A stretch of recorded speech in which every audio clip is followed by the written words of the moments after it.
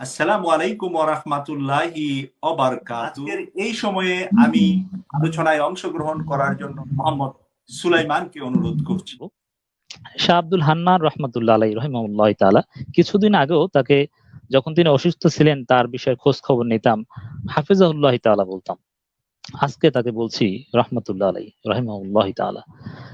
প্রথমেই তার সম্পর্কে আলোচনা করার আগে আমি একটা বিষয় ক্লারিফাই করে নিই।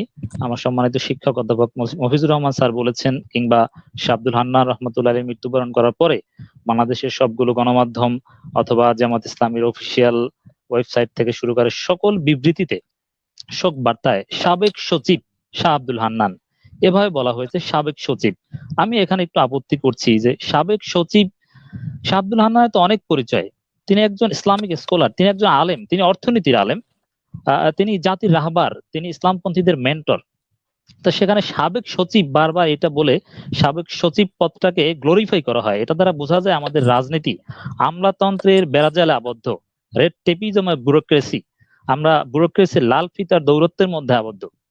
কারণ সাবেক সচিবের চেয়েও তিনি আরো বড় বড় বা গুরুত্বপূর্ণ পদ হোল্ড করতেন, সারা জীবন তো তিনি সাবেক সচিব ছিলেন না। সেখানে এবং আরো একটা উদাহরণ না দিয়ে পারছি না, অপ্রাসঙ্গিক হলো, আমাদের দেশে একটা রাজনৈতিক দলের প্রধান, সদ্য একটা রাজনৈতিক দলের, তিনি সাবেক সচিব, তিনি একটা রাজনৈতিক দলের প্রধান, তার চেয়ে সাবেক সচিব পদটাকে ব্যবহার করতে তিনি স্বাচ্ছন্দ্য বোধ করেন।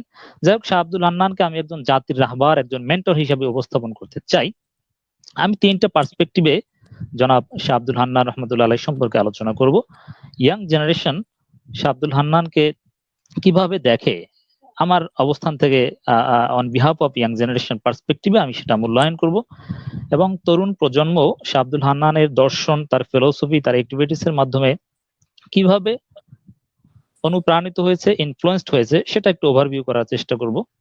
এবং শাহ আব্দুল হান্নানের মতো ক্ষণজন্মা মহাপুরুষ বেঁচে থাকা অবস্থায় তার জীবদ্দশায় ইসলামপন্থী তরুণ প্রজন্ম বা জাতি কি এমন অর্জন করতে পারত, কিভাবে তার মাধ্যমে উপকৃত হতে পারতো, এনলাইটেন হতে পারতো, অথচ জাতি মিস করেছে, সেরকম দু একটা বিষয় আমি অতি সংক্ষেপে ফোকাস করার চেষ্টা করব। প্রথমে যে বিষয়টা বলতে চাই যে শাহ আব্দুল হান্নানকে আমি কিভাবে মূল্যায়ন করতে চাই on behalf of young generation, আমি বলবো যে তিনি ছিলেন আল্লাহ রাব্বুল আলামিন একজন প্রকৃত অলি।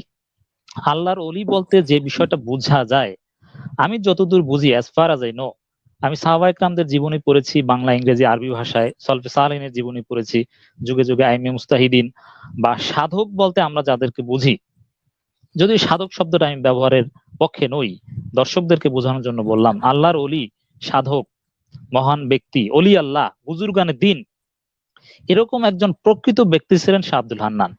আমি যখন সাহাবায়ে কেরামদের জীবনের সাথে মিলাই, আই ডোন্ট কম্পেয়ার উইথ সাহাবা, বাট তাদের জীবনের একটা বাস্তব রিফ্লেকশন মনে হয়েছে শাহ আব্দুল হান্নান। আমরা মুত্তাকি বলতে, বুজুর্গান দিন বলতে, অলি আল্লাহ বলতে যেটা বুঝি, বাস্তবে কোরআন সুন্নায় সাহাবায়ে কেরামদের মানদণ্ডে অলি আল্লাহ সেটা নয়।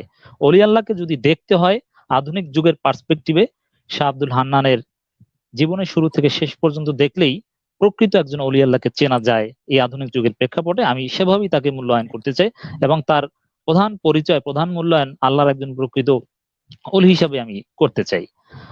এবং আরেকটা বিষয় না বললেই নয়, শাহ আব্দুল হান্নান থেকে শুরু করে এরকম মহান ব্যক্তি যুগে যুগে যারা হয়েছেন, ভবিষ্যতে আসবেন, এরা তো এমনি এমনি তো আর হয় না। প্রত্যেকের ইসলাম পন্থা, বিশেষ করে শাহ আব্দুল হান্নান ইসলামকে একটা পরিপূর্ণ জীবন আদর্শ হিসেবে নিয়েছেন।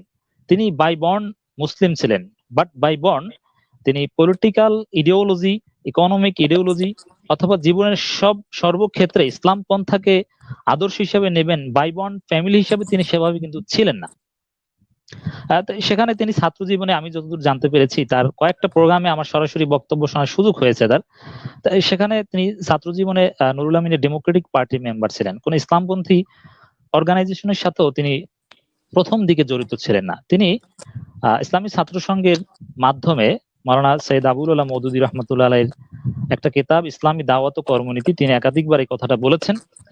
ইসলামী দাওয়াত ও কর্মনীতি এই কিতাবটার মাধ্যমে তার জীবনের গতিপথ, আরো কিছু বইয়ের মাধ্যমে গতিপথ পরিবর্তন হয়ে গেছে। ইসলামকে একটা পরিপূর্ণ জীবন আদর্শ হিসাবে রাজনীতিতে, অর্থনীতিতে, সকল ক্ষেত্রে ইসলামিক ইডিওলজিকে তিনি গ্রহণ করেছেন মূলত ছাত্র সংঘের দাওয়াতে এবং মাওলানা আবুল আলা মওদুদীর কিতাব পড়ে। প্রত্যেকের জীবনে এরকম একটা ঘটনা থাকে, ভাই বোন সবাই সব ক্ষেত্রে এরকম হয় না। তো সেক্ষেত্রে শাহ আব্দুল হান্নানের মতো এত বড় মহাপুরুষ, মহান ব্যক্তিত্বের অন্তরালে নেপথ্যে যে ব্যক্তির লিটারেচার, যে ব্যক্তির সাহিত্য লেখনী এরকম শত শত শাহ আব্দুল হান্নান তৈরি করেছে, এবং যে সংগঠনের সোহবতে, যে সংগঠনের জামাতবদ্ধ জীবনের কারণে তার মেধার বিকাশ হয়েছে, চর্চা করার সুযোগ পেয়েছে, আমি সৈয়দ আবুল আলা মওদুদী এবং জামাত ইসলামী তাদেরকেও শাহ আব্দুল হান্নানের মতো একজন ব্যক্তির ক্রিয়েশন বা তৈরি করার ক্ষেত্রে ক্রেডিট দিয়ে শুরু করতে চাই, বা ক্রেডিট দিতে চাই, দেওয়া উচিত। আরেকটা বিষয় যে আসলে আমাদের দেশে আমি মোটামুটি স্টাডি করার চেষ্টা করি, সেখানে শাহ আব্দুল হান্নানের মতো, স্যারের মতো মেধাবী ব্যক্তি, বিচক্ষণ ব্যক্তি, সৃজনশীল ব্যক্তি যে নেই সেটা না, আরো আছে, অনেক আছে। সেকুলারদের মধ্যে অনেক বড় বড় বুদ্ধিজীবী আপনি পাবেন, যিনি যারা শাহ আব্দুল হান্নান স্যারের যে মেধায়, যোগ্যতায়, বিচক্ষণতায় কম নয়। ইসলামপন্থীদের মধ্যেও, মুসলিম বা ইসলামিক ভাবাদর্শ লালন করে এর মধ্যেও আছে। কিন্তু অনেক এরকম ব্যক্তি, বিশ্ববিদ্যালয়ের শিক্ষক, ভিসি এরকম অনেক থাকে, কিন্তু তার যে আদর্শ, তার যে সৃজনশীলতা, তার যে ক্রিয়েটিভিটি, সেটা ইমপ্লিমেন্ট করা, চর্চা করা, এটা সুযোগ পান না। আজকে শাহ আব্দুল হান্নানকে আমরা চর্চা করছি, আজকে তার সম্পর্কে আলোচনা হচ্ছে, তার ফিলোসফি, তার থট, তার জীবদ্দশায় বিশ্বব্যাপী ছড়িয়ে পড়েছিল। আমি মনে করি এটা ব্যক্তি শাহ আব্দুল হান্নান যদি একাকী জীবনযাপন করতেন, তাহলে হয়তোবা তার মেধার বিকাশ বা সেটা চর্চা করার গ্রাউন্ড তিনি নাও পেতে পারতেন। তিনি একজন শুধু সাবেক সচিব হিসেবেই হয়তোবা তিনি মৃত্যুবরণ করতেন।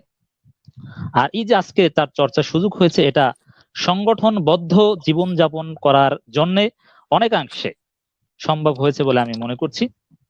না হলে এরকম তার মতো অনেক বুদ্ধিজীবী কালের বিবর্তন হারিয়ে যায়। অতএব তার সংগঠনকে আমি স্পেশালি ক্রেডিট দিতে চাই, তাকে মূল্যায়নের জায়গা থেকে। আর একটা কথা আমি সরাসরি না বললে না, আমাদের প্রায়ত সাবেক ধর্ম প্রতিমন্ত্রী শেখ মোহাম্মদ আব্দুল্লাহ, আল্লাহ তাকে জান্নাত নসিব করেন, তার ভুল ত্রুটিগুলো ক্ষমা করে, তার ভাষায় যদি বলতে চাই, শাহ আব্দুল হান্নান স্যার ছিলেন অ্যাকচুয়ালি জামাত ইসলামীর প্রোডাক্ট। তিনি রাগঢাক করতেন না, অনেক সময় তিনি এটা স্পষ্ট হয়ে বলতেন। আমারও এটা বলতে মোটো আপত্তি নেই। আমি তরুণ প্রজন্মের একজন প্রতিনিধি হিসাবে তাকে জামাত ইসলামীর প্রোডাক্ট বলি বা ক্রিয়েশন বলি, সেই হিসাবে আমি তাকে মূল্যায়ন করতে চাই। আরেকটা বিষয় না বলি পারছি না, যে শাহ আব্দুল হান্নান স্যার, তার মতো সৎ লোক, তাকে নিয়ে আলোচনা করলেই যে বিষয়টা সবার আগে আসে, তার যে নির্মোহ জীবন, লক্ষ কোটি টাকা দুর্নীতি করার সুযোগ থাকা সত্ত্বেও একটা সিঙ্গেল পয়সার দুর্নীতির অভিযোগ সন্দেহ কেউ যার উপর করতে পারে না। তার যে সাদাসিধে সহজ সরল জীবনযাপন, ভোগ বিলাস, বৈধভাবে অনেক কিছু করার সুযোগ ছিল, কিন্তু তিনি সেদিকে যাননি। এগুলোই আসে। তো এরকম সৎ লোক বাংলাদেশে যে নেই তা না, অনেক আছে। আমি যদি বলি, তাবলিগ জামাতের যারা সক্রিয় সদস্য অনেকগুলো চিল্লে দেয়, এরকম আমি অনেক দেখেছি, বিশাল বাড়ি গাড়ি, লক্ষ কোটি টাকার সম্পদ, অনেক বড় চাকরি, সেগুলো ছেড়ে তাবলিগের চিল্লায় চলে যায়। তার সামনে কোটি কোটি টাকা দিলেও সে সেটা ধরবে না, এরকম লোক আছে। আবার অনেক যোগ্য লোক আছে, শাহ আব্দুল হান্নানের মতো ক্রিয়েটিভ লোক, সৃজনশীল লোক, বিচক্ষণ লোক, কিন্তু তার সামনে 2 কোটি টাকার 2টা বান্ডিল দেওয়া হলে অ্যাটলিস্ট একটা বান্ডিলের লোভ তিনি সামলাতে পারবে না। কিন্তু শাহ আব্দুল হান্নানকে আমি যে দিক থেকে সম্পূর্ণ ইউনিক এবং সম্পূর্ণ ব্যতিক্রমী দেখতে চাই, ব্যতিক্রমী হিসেবে আমি বুঝেছি, সেটা হচ্ছে সেই সততা, সীমাহীন সততা এবং সীমাহীন যোগ্যতা, এই দুইটার সংমিশ্রণ একত্রে, সততা এবং যোগ্যতার সংমিশ্রণ, এই দুইটা একত্র করলে শাহ আব্দুল হান্নানের এক্সাম্পল বাংলাদেশে শাহ আব্দুল হান্নান স্যার নিজেই। দ্বিতীয় আর আছে বলে আমার এই ছোট্ট অবজারভেশন এখন পর্যন্ত আমি পাইনি। অতএব এটা একটা শিক্ষা যে সততা, সৎ লোক অনেক আছে আমাদের দেশে, মসজিদের ইমাম, মুয়াজ্জিন, তাবলিগের সাথে বিভিন্ন পীরের অনেক আছে, কোটি টাকা দিলে ধরবে না, যোগ্য লোক অনেক আছে, কিন্তু এই দুইটার মিশ্রণ একত্রে, এটার যথেষ্ট অভাব। এটা শাহ আব্দুল হান্নান স্যারের জীবনে থেকে একটা বিশেষ দিক, যেটা আমাদেরকে স্মরণ করিয়ে দেয়। এবং আরেকটা বিষয় আমি বলবো, যে ইসলামপন্থীদের কাছে আস্থাশীল একজন ব্যক্তি ছিলেন শাহ আব্দুল হান্নান স্যার।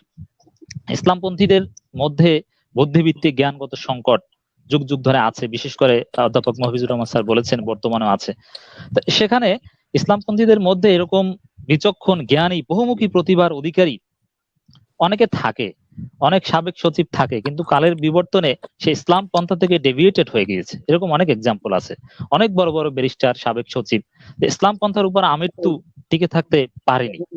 কিন্তু শাহ আব্দুল হান্নান এমন একজন ব্যক্তি ছিলেন, ইসলামপন্থীরা, এদেশের ইসলামপন্থীরা মৃত্যু পর্যন্ত, টিল হিজ ডেথ, তার উপর আস্থা রেখেছিলেন এবং তিনি ইসলামপন্থীদের সাথে আস্থার পাত্র হয়ে তিনি মৃত্যুবরণ করতে পেরেছিলেন।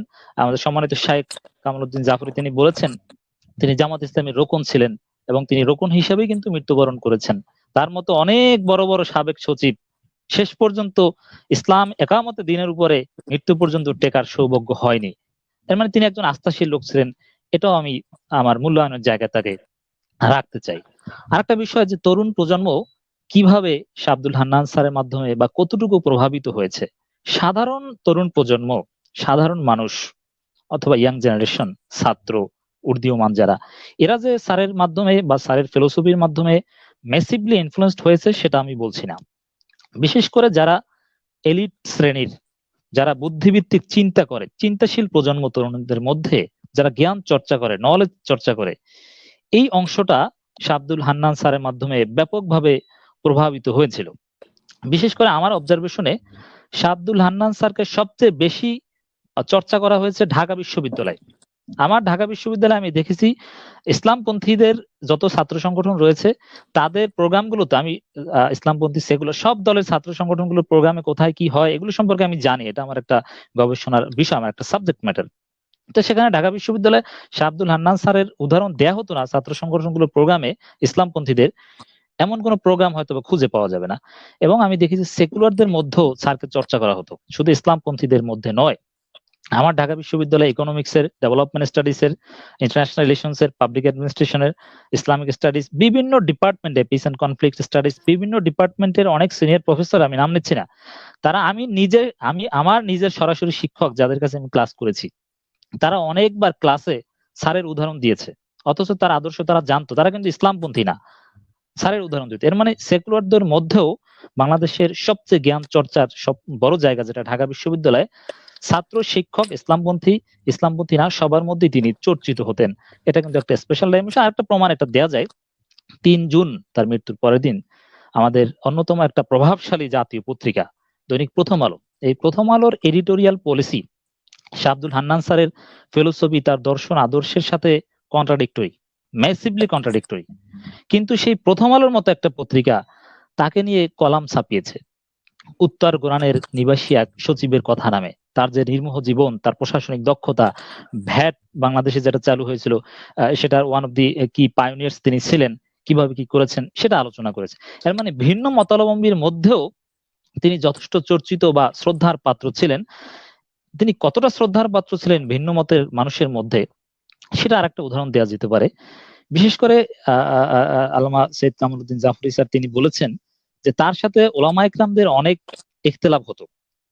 বিশেষ করে আমি যতটুকু জানতে পেরেছি মিরাসের একটা বিধান নিয়ে, কোনো ব্যক্তি তার একমাত্র মেয়ে রেখে মারা গেলে সে সম্পত্তির পূর্ণ অধিকার হবে কিনা বা সেটা কিভাবে ডিস্ট্রিবিউট হবে, এই বিষয়ে শাহ আব্দুল হান্নান স্যারের সাথে আমাদের মেইন স্ট্রিম অধিকাংশ জামহুর ওলামা ইকরামদের একটা ইখতিলাফ ছিল। পর্দার বিধান বিষয়েও কিছু ইখতিলাফ ছিল। এবং আরেকটা বিষয় অনেকে জানে না, আমরা যারা ফর্মাল ড্রেস পরি, যে ইন করি, প্যান্টের নিচে শার্ট ঢুকিয়ে ইন করি, এই ইন করার বিরুদ্ধে তিনি বলেছেন যে এতে শুধু শার্ট পরে ইন করলে তখন শরীরের অঙ্গ প্রত্যঙ্গ নিতম্ব এগুলো ভিজিবল হয়, দেখা যায়, তিনি এটাকে ডিসকারেজ করতেন। হ্যাঁ, ইন করলে তখন তার উপরে বড় ব্লেজার পিছনে পরা যাতে শরীরের কোনো অঙ্গ প্রত্যঙ্গ, তিনি খুব সাদাসিধে ড্রেস পরতেন। এবং মুক্তিযুদ্ধ নিয়েও কিন্তু বর্তমান সরকারের যে মুক্তিযুদ্ধ বিষয়ক অবস্থান তার সাথে যথেষ্ট সাংঘর্ষিক কথা তিনি বলেছিলেন। 21 টিভির একটা সাক্ষাৎকারে তিনি মুক্তিযুদ্ধ শব্দের চেয়ে বারবার সিভিল ওয়ার শব্দটা বলেছিলেন, এবং 1971-এ জেনোসাইড হয়েছিল কিনা এটা তিনি সরাসরি ডিনাই করেছিলেন যে না, এটা জেনোসাইড হয়নি, যেটা বর্তমান সরকারের দৃষ্টিতে বড় ধরনের অপরাধ। কিন্তু সেটা জেনেও মাননীয় প্রধানমন্ত্রী শেখ হাসিনা তাকে মূল্যায়ন করেছিলেন। তার রাজনৈতিক ফিলোসফি, মুক্তিযুদ্ধ সম্পর্কে তার অবস্থান, এগুলো জানা সত্ত্বেও তাকে কতটুকু রেসপেক্ট করতেন এটা শওকত মাহমুদ ভাই সহ থেকে শুরু করে অনেকেই জানেন, এটা ওপেন সিক্রেট বিষয় ছিল। এর মানে ভিন্ন মতের আমি দেখেছি অন্যান্য রাজনৈতিক দল, বিভিন্ন ইসলামপন্থী দল অনেকের সাথে কথা বলার সুযোগ হয়েছে, তার বিপক্ষে লেখালেখি করেছে পত্রিকায়, তার ফতোয়ার বিপক্ষে বা তার বক্তব্যের বিপরীতে ফতোয়া দিয়েছে, কিন্তু তার সম্পর্কে একটা সিঙ্গেল কটূক্তি, কোনো অসম্মানজনক শব্দ কোনোদিন কেউ ব্যবহার করতে পেরেছে আমি অনেক খোঁজাখুঁজি করেছি কিন্তু পাইনি। অনেকের সাথে আলোচনা করেছি, তার সহকর্মী সিনিয়র যারা আছে কেউ বলতে পারেনি। তাকে ভিন্ন মতের লোকজন তার ইখতিলাফ হলো এতটা সম্মান করতেন, এটা তার চরিত্র, তার যে ভালোবাসা, তার যে উদারতা, এটার কারণে। তার বিরুদ্ধে কেউ লেখলে সেখানে নয় দিগন্ত পত্রিকায় গোলাম মোল্লা রনি ভাই একটা কলাম লিখেছেন, ভিন্ন মত যেই পোষণ করতো তিনি তার সাথে শ্রদ্ধার সাথে সেটা গ্রহণ করতো। তো এই যে দিকটা বর্তমানে Shah Abdul Hannan sir main stream আলেমদের জামহুরদের মতের বিপক্ষে যেসব সরই বিষয় উপস্থাপন করেছেন, লিখেছেন, আর্টিকেল লিখেছেন, সেগুলো যদি বর্তমান সময়ের কোন আলেম বলতো, তার বিরুদ্ধে শত শত ফতোয়া মিছিল অনেক কিছু হয়ে যেত। এগুলো কেন হয়নি? এটা তার এটাই হচ্ছে ইখতিলাফ করার একটা প্রকৃত সালফে সালেহিনের মানহাজ, যে কত সুন্দর, কত আচার ব্যবহার ভালো ছিল, শত্রু তার আচার আচরণে কখনো কষ্ট পেয়েছে এটা আমি শুনি। তিনি আওয়ামী লীগের লোকজনের সাথেও টকশো করেছেন, কিন্তু তাকে যতটা সম্মান দিয়ে কথা বলেছেন, ভিন্ন মতের অন্য কাউকে এরকম সম্মান দিতে আমি খুব কমই দেখেছি। তো সেখানে আরেকটা কথা না বলি না যে তরুণ প্রজন্ম কিভাবে অনুপ্রাণিত। তরুণ প্রজন্মের মধ্যে ঢাকা বিশ্ববিদ্যালয় থেকে শুরু করে বিভিন্ন বিশ্ববিদ্যালয়ের বিশেষ করে তরুণ প্রজন্মের প্রতিনিধিত্ব যারা করে ইসলামপন্থীদের মধ্যে ইসলামী ছাত্র শিবির বর্তমানে। তো এই তরুণ প্রজন্মের অন্যতম প্রতিনিধিত্বশীল সংগঠন ইসলামী ছাত্র শিবিরের আমি দেখেছি ঢাকা বিশ্ববিদ্যালয়ে শিবিরের প্রত্যেকটা কর্মী সাথী সদস্য তারা শাহ আব্দুল হান্নান হতে চায়, শাহ আব্দুল হান্নানের মডেল গ্রহণ করতে চায়, তার মাধ্যমে অনুপ্রাণিত করতে চায়। তারা প্রশাসনে গেলে বা কর্মক্ষেত্রে গেলে তার মতো হতে চায়। তার মতো হয়তো বা হতে পারছে কতজন সেটা আলাদা বিষয়, কিন্তু তার মতো হতে চায়। এবং আমি যেটা মনে করি, জামায়াত ইসলাম, ইসলামী ছাত্র শিবির থিঙ্ক ট্যাঙ্ক যারা, যাদের দর্শনের মাধ্যমে, তাদের মূল দর্শন তো কোরআন সুন্নাহ, কিন্তু ইমপ্লিমেন্ট প্রায়োগিক দিকটা যাদের মাধ্যমে সাজানো হয়েছে, থিওরিস্ট যারা, তাদের মাধ্যমে মাওলানা সাইদ আবুল আলম মওদুদী, মাওলানা আব্দুর রহিম, প্রফেসর গোলাম আজম, এদের পরেই ফোর্থ পজিশনে থিঙ্ক ট্যাঙ্ক হিসেবে তার মতাদর্শ মাধ্যমে ব্যাপকভাবে প্রভাবিত ছিল শাহ আব্দুল হান্নান স্যার। মানে তিনি জামাত ইসলাম, ইসলাম ছাত্র শিবির তরুণ প্রজন্মের, ইসলামপন্থী তরুণ প্রজন্মের কথা বলছি, তাদের থিঙ্ক ট্যাঙ্ক, তাদের ফিলোসোফার, তাদের দার্শনিক। এবং সর্বশেষ যে কথাটা বলতে চাই, তিনি শাহ আব্দুল হান্নান স্যার জীবিত থাকা অবস্থায় তার মাধ্যমে ইসলামপন্থীরা কি অর্জন, I will finish within 1 or 2 minutes। তো সেখানে কিভাবে তার মাধ্যমে এনলাইটেন হতে পারতো, কিন্তু সেটা জাতি মিস করেছে, তরুণ প্রজন্ম মিস করেছে, ইসলামপন্থীরা মিস করেছে। সেটা হচ্ছে তিনি জামাত ইসলামী, ইসলামী ছাত্র শিবির এগুলোর সংস্কার বিষয়ে বিভিন্ন প্রস্তাবনা, এগুলো কথা বলেছেন, কতটুকু ইমপ্লিমেন্ট করেছে বা কতটুকু যৌক্তিক তিনি বললেই যে সেটা গ্রহণ করতে হবে সেটা তাহের ভাই বলতে পারবেন ভালো, আমি সে সম্পর্কে বিস্তারিত জানি না। কিন্তু একটা বিষয় আমি না বলে পাচ্ছি না, বাংলাদেশের সালাফি যারা আহলে হাদিস, এরা একটা গ্রোয়িং জনগোষ্ঠী, তারা একটা বর্ধনশীল জনগোষ্ঠী, তারা বাংলাদেশের পার্ট অ্যান্ড পার্সেল। তাদের নিয়ে অনেক বিতর্ক আছে, কিন্তু তাদেরকে এড়িয়ে চলা যায় না, তারা আমাদের সমাজের অংশ। তো Shah Abdul Hannan sir in terms of ফিকহি স্কুল অফ থট, তিনি আকীদার ক্ষেত্রে তিনি প্রকৃত আহলে সুন্নাত ওয়াল জামাত ছিলেন। তার ঘনিষ্ঠ যারা আলেম রয়েছে তাদের অনেকের কাছ থেকে আমি জেনেছি, কিন্তু ফিকহি স্কুল অফ থটের দিক থেকে তিনি আমাদের মেইন স্ট্রিম যে conventional four school of thoughts, এর বাহিরে, মাযহাবের বাহিরে তিনি উদার চিন্তা করতেন। হি ওয়াজ গ্রেটলি ইনফ্লুয়েন্সড বাই আল্লামা ইউসুফ আল কারজাবি, এবং সারা পৃথিবীর যত সালাফি আলেম ছিল, শীর্ষস্থানীয় স্কলার ছিল, তাদের সবার সাথে ব্যক্তিগত যোগাযোগ ছিল, ব্যক্তিগত কমিউনিকেশন ছিল শাহ আব্দুল হান্নান স্যারের। তো সেক্ষেত্রে আমাদের দেশের সালাফি কিংবা আহলে হাদিস বলে যারা দাবি করে, আমার কাছে দুঃখ লাগে শাহ আব্দুল হান্নান স্যারের মতো একজন ব্যক্তি যার সাথে ফিকহি স্কুল অফ থটের দিক থেকে মিল আছে, তার মাধ্যমে এনলাইটেন হতে পারলো না, তার মাধ্যমে উপকৃত হতে পারলো না। সালাফিজম অর্থনীতিতেও যে আছে, রাজনীতিতেও যে আছে, এটা যে শাহ আব্দুল হান্নান স্যার তাদের সাথে অনেকটা মিল, তাদের স্কলারদের খুব প্রিয় পাত্র ছিলেন, তাদের কাছ থেকে এলম হাসিল করতেন। আমার মনে হয় যে স্যারের মাধ্যমে যদি তারা এনলাইটেন হতে পারতো, তাদের ভবিষ্যৎ, তাদের কর্মকাণ্ড, তাদের দাওয়াতি কাজের গ্রাউন্ড, তাদের গ্রহণযোগ্যতা আরো বাড়তো। এছাড়া বাংলাদেশে অন্যান্য ইসলামপন্থীরা, ইসলামী আন্দোলন বাংলাদেশ রয়েছে, খেলাফত মজলিস রয়েছে, আরো অনেক ইসলামী দল রয়েছে, তারাও শাহ আব্দুল হান্নান স্যারের সোহবত থেকে বঞ্চিত হয়েছে। তারা চাইলে তার মাধ্যমে এনলাইটেন হতে পারতো। তিনি এতটাই উদার মনের লোক ছিলেন স্যার, যে তাকে যদি ডাকতো ইসলামী আন্দোলন বাংলাদেশ বা চরমোনাই, তারা যদি তাদের কাউন্সিলে প্রোগ্রামে ডাকতো, স্যার উপস্থিত হতেন। তারা যদি কোনো একটা সিদ্ধান্ত নেওয়ার আগে তারা ছায়া বাজেট উপস্থাপন করে স্যারের কাছে আসতো বিভিন্ন দল। আমি মনে করি বাংলাদেশের ইসলামপন্থীরা এক্সেপ্ট জামাত ইসলামী, অন্যান্য ইসলামী দলগুলো বর্তমান সময়ের আলোকে কমপক্ষে 15 থেকে 20 বছর পিছিয়ে আছে। শাহ আব্দুল হান্নান স্যারের সোহবত যদি তারা পেত, তাহলে 15 থেকে 20 বছর যায়, কমপক্ষে 10 থেকে 12 বছর তারা এগিয়ে থাকতো। তার চিন্তার মাধ্যমে যদি তারা প্রভাবিত হতে পারতো, আর তার সংস্পর্শে আসলে তার চিন্তার মাধ্যমে প্রভাবিত হতো বলে আমি মনে করি। এটাও তারা মিস করেছে। পরবর্তীতে আরো এটা বলছে এই কারণে, আজকে আমাদের জাফরি হুজুর রয়েছেন, তাদের মতো তিনি যদি মৃত্যুবরণ করেন, আমরা যদি জীবিত থাকি, তাকে নিয়ে এরকম আলোচনা হবে। তিনি বাংলাদেশের একজন সম্পদ, বিশ্বের একজন সম্পদ। এটা মৃত্যুর পরে মানুষ বুঝতে পারে, জীবদ্দশায় বুঝতে পারে না। তো তার মাধ্যমে সব ইসলামী দলগুলোর উপকৃত হওয়ার, এনলাইটেন হওয়ার সুযোগ রয়েছে। কারণ ইসলাম পন্থা সেটা অনেক জটিল একটা বিষয়, আমরা অনেক পিছিয়ে। এবং আওয়ামী লীগ বিএনপির কথা যদি বলি, সরকারের কথা যদি বলি, তারাও স্যারকে যে যথাযথভাবে মূল্যায়ন করেছে সেটা আমি মনে করছি না। তারা সচিব বানিয়েছে মাননীয় প্রধানমন্ত্রী শেখ হাসিনা, খালেদা জিয়া দুইজনেই তাকে সচিব বানিয়েছিল বা বিভিন্ন আরো গুরুত্বপূর্ণ সেন্সিটিভ অনেক পোস্ট দিয়েছিল, পজিশন দিয়েছিল।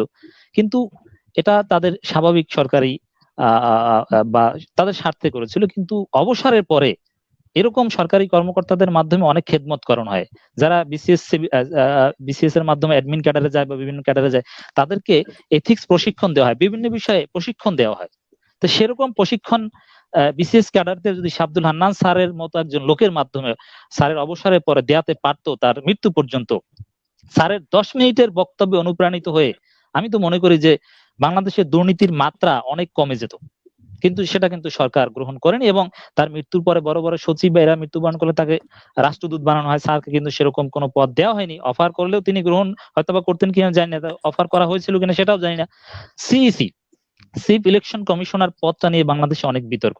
আমি তো মনে করি চিফ ইলেকশন কমিশনার বা প্রধান নির্বাচন কমিশনার এই পদটা যদি শাহ আব্দুল হান্নান স্যারকে জোর করে হলেও বিএনপি সরকার বা আওয়ামী লীগ সরকার কেউ বানাতো, তাহলে বাংলাদেশের নির্বাচন ব্যবস্থার একটা আমূল পরিবর্তন হতো।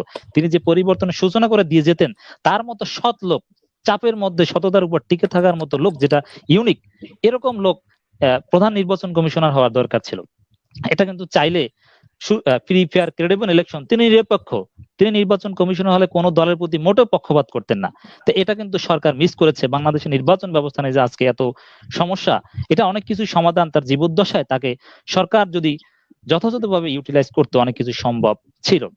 এবং মৃত্যুর পরে শওকত ভাই তিনি শোক জানিয়েছেন তার ব্যক্তিগতভাবে তার দলের পক্ষ থেকে, কিন্তু অফিসিয়ালি বিএনপির পক্ষ থেকে বা আরো সিনিয়র কোনো দায়িত্বশীল মহাসচিব বা এই পর্যায়ের লোক তার মৃত্যুতে অফিসিয়ালি কিছু বলেছে কিনা জানি না। আওয়ামী লীগ তো বলেইনি। এটা আমাদের জ্ঞানীদের প্রতি যে পক্ষপাত এবং জ্ঞানীদের কদর যে বর্তমানে বাংলাদেশে নেই, জ্ঞানীদেরকেও যে রাজনৈতিক দৃষ্টিভঙ্গিতে মূল্যায়ন করা হয়, সেই চিত্র এখানে ফুটে ওঠে। আমি আর কথা বাড়াতে চাই না। আমাদের তাহের ভাই আছেন, তিনি অনেক বিষয় বলবেন, তার কথা শোনার জন্য আমি অপেক্ষা করছি। জাফরি হুজুর তিনি ক্লান্ত হয়ে যাচ্ছেন, তার মতো এত বয়স্ক একজন মুরব্বী লোক আমাদের কথা এতক্ষণ শুনবেন আমি প্রত্যাশা করিনি। আমি এখানে শেষ করছি। আকুলু কওলি হাযা আস্তাগফিরুল্লাহ লি ওয়া লিসাইরিল মুসলিমিনা মিন কুল্লি যান ফাস্তাগফিরু ওয়া তুবু ইলাইহি ইন্নাহু হুয়াত তাওয়াবুর রহিম। হ্যাঁ, শুকরান, জাযাকাল্লাহ।